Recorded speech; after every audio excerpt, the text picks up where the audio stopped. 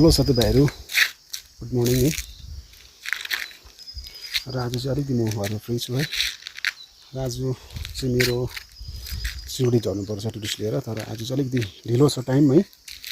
आज आफ्टरनुन 2 बजीतिर मात्रै मेरो सिलगढी झर्नुपर्ने छ र आज अलिक टाइम भएकोले गर्दा चाहिँ अब म मेरो गाडीलाई अब सफाइ गर्न लागिरहेको छु है। यो 2-3 दिनदेखि पानी परेकोले एकदम पानी गाडी चाहिँ एकदमै मेरो मैला भएको छ है।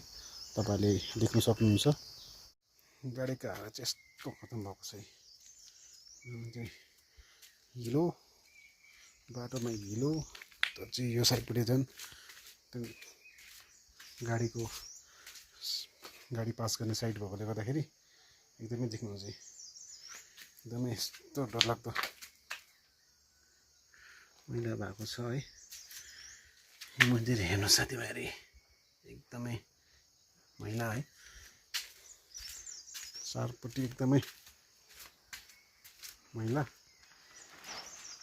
अस्ति दिन घाम लागेकोले गर्दा यस्तो भइसक्यो। तल पनि मेरो भाइले गाडी सफा गर्दैछ। अब म एकदम गाडी सफाइपट्टि लागिरहेको छु।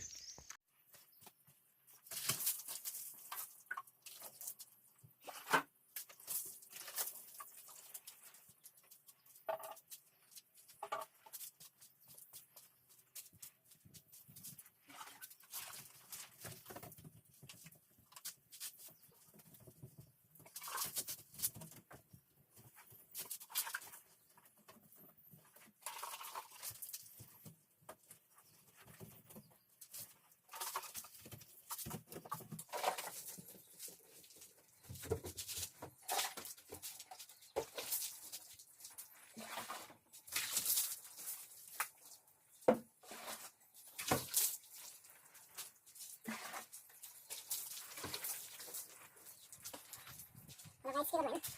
Ayo cari deh.